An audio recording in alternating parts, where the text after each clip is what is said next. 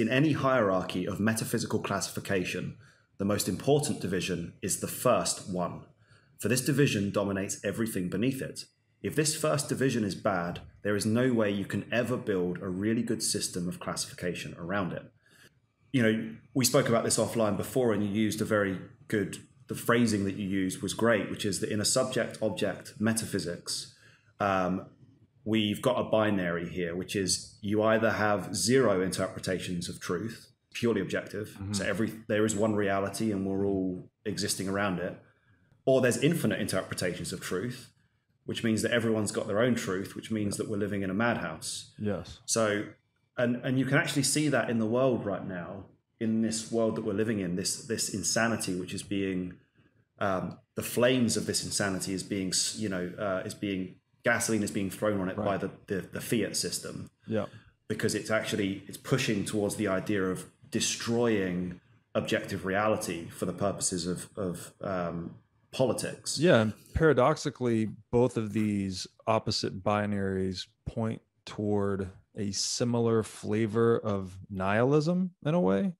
It's like, if everything's subjective and nothing matters and I'm my own truth and I'm just going to do whatever I want as everyone else should do, or if it's purely deterministic clockwork, then the, fate and history has already been written, so I'm just along for the ride.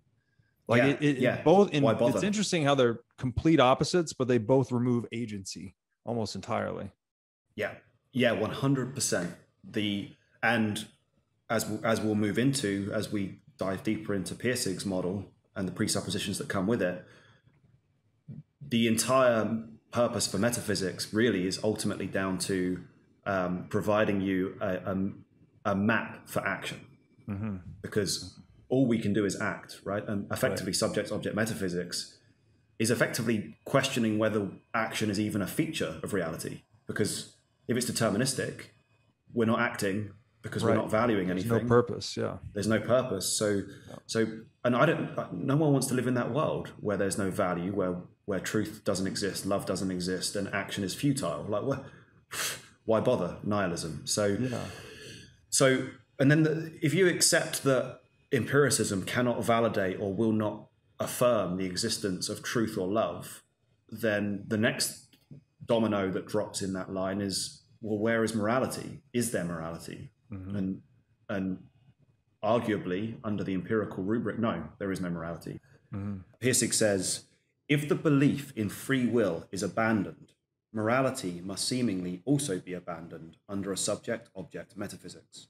If man follows the cause and effect laws of substance, then man cannot really choose between right and wrong.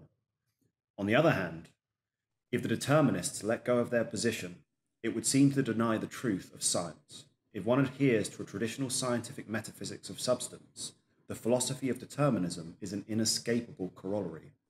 If everything, quote unquote, is included in the class of substance, and its properties are included in the class of things that always follow laws, and people are included in the class everything, then it is an airtight logical conclusion that people always follow the laws of substance. So that's our catch-22. Subject-object effectively shackles us to this paradox.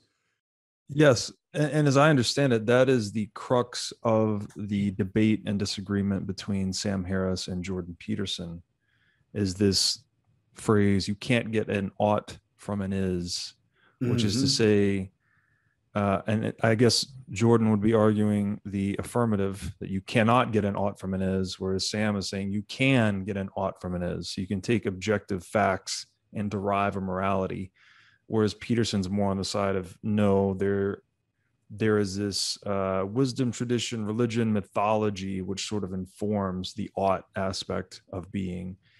But again, this argument, ought and is, we're trapped within subject-object duality. Yes. And when you come to see them as, I guess I would use the Vervaeke term here, conformity, they're both mutually informing or co-determining. That's when you're starting to transition into the metaphysics of quality. You're leaving Aristotelian subject-object metaphysics and moving into the metaphysics of quality, which is more relational in its nature. Yeah, and I think this is a great point, actually, to talk about Pirsig, in the context of Jordan Peterson and Sam Harris, Pirsig is a composite of the two. But I would say that he's both more advanced than both of them in that he's fully integrated their contradictory arguments and then found a synthesizing solution by challenging the presuppositions that both of them are sitting upon. And Peterson was moving towards explaining or moving towards, let's say, the ideology or the philosophy of Pirsig in Maps of Meaning. And Harris, unfortunately, I think he's exiled far off into the world of scientific. He's locked himself into a room of scientific rationalism in a world that's predicated on human action. Trying to build a morality around a device which can merely validate a theory retroactively.